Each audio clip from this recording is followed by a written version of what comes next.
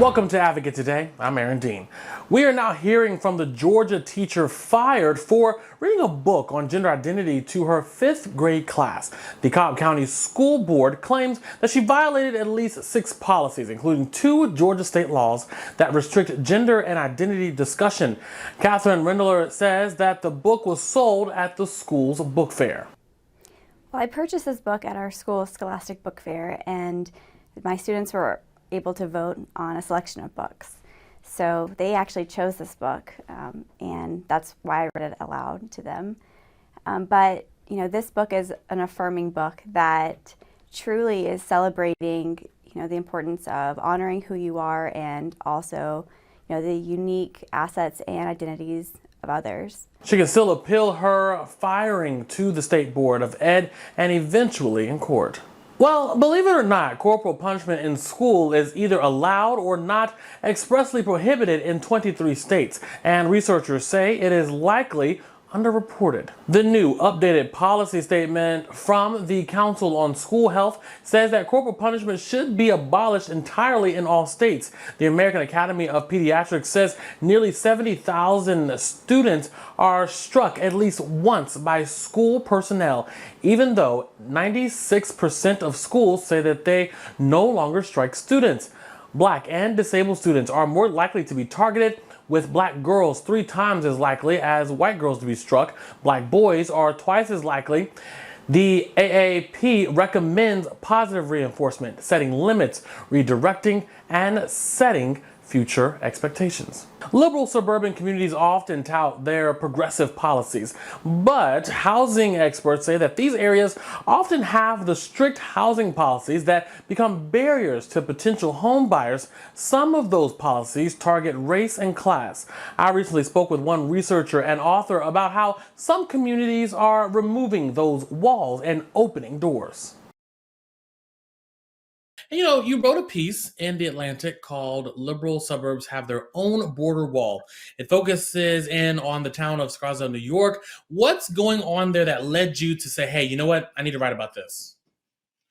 Well, I think one of the things that bothered me as a political liberal myself is that the research I did for my book, which is called Excluded, found that liberal areas tended to be the most exclusive of all in terms of banning multifamily housing, not allowing any kinds of apartments or even duplexes or triplexes.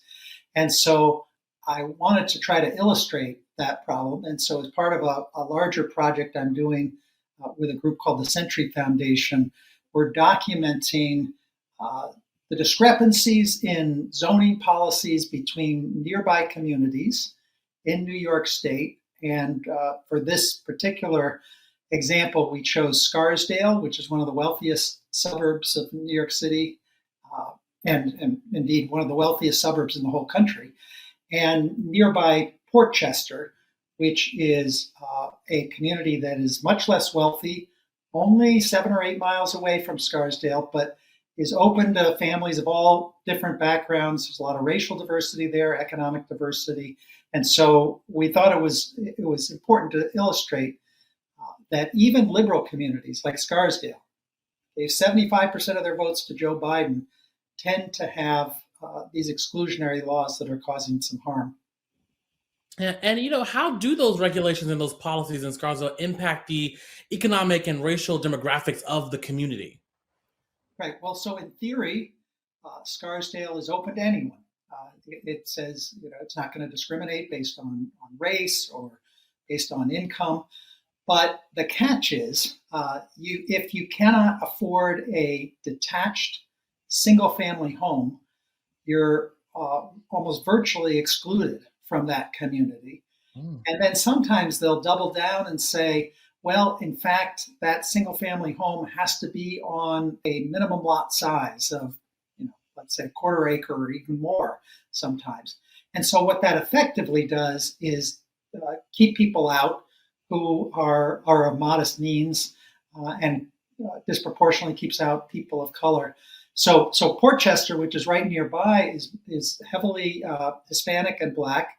A lot of the people in that community work as keeping up lawns, they take care of kids, they provide childcare, they clean houses.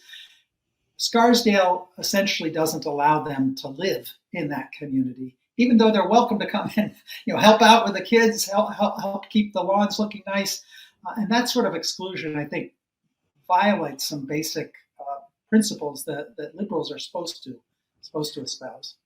Right. So, I guess, is this can't be the only place this is happening, right? I mean, this has to be a nationwide issue. Is this something that you dive into with your book? Yes, I do. And there is research which finds that in 75% of most major cities, you see these exclusionary zoning policies that ban anything except a single family home. And a single family home, is going to be much more expensive.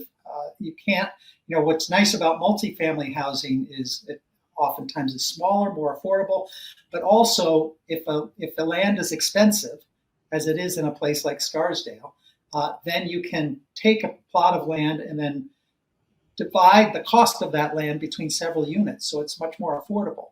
But Scarsdale and other communities throughout the country really forbid that. I mean, it's basically pervasive class-based discrimination that ends up hurting a lot of people of color disproportionately.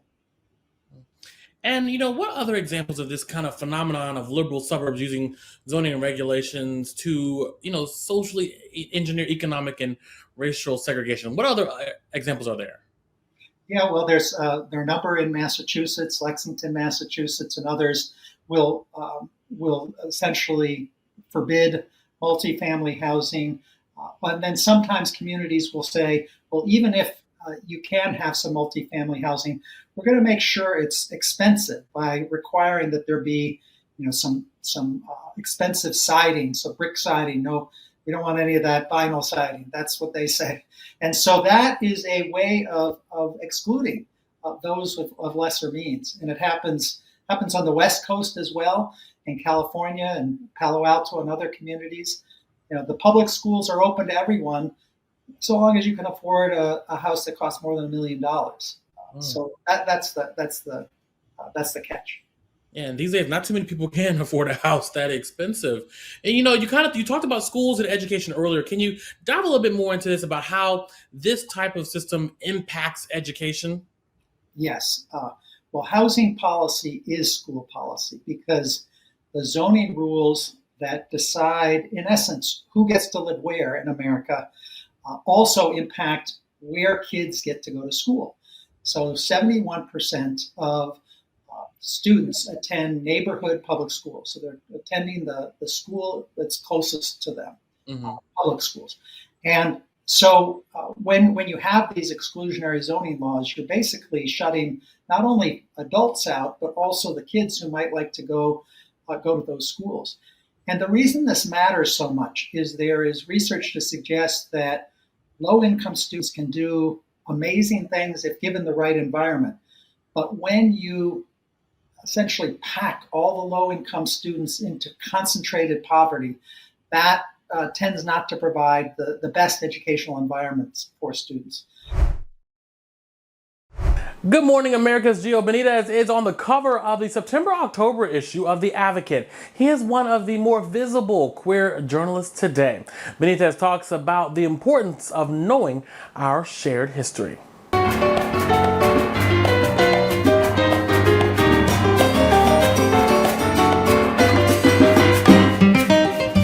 In order for all of us as humans to know where we're going, we need to know where we came from. And I think it's critical that we understand history, that we know the change makers, and we meet them and speak with them, and the pioneers who made such a difference in this country. And so I'm so grateful that at GMA I get to interview so many folks, including those LGBTQ plus newsmakers who are making such a difference.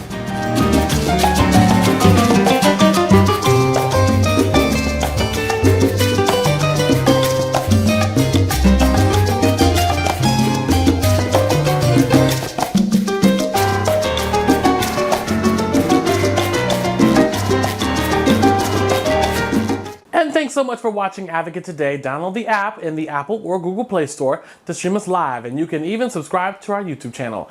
That's all for today, and this was Advocate Today.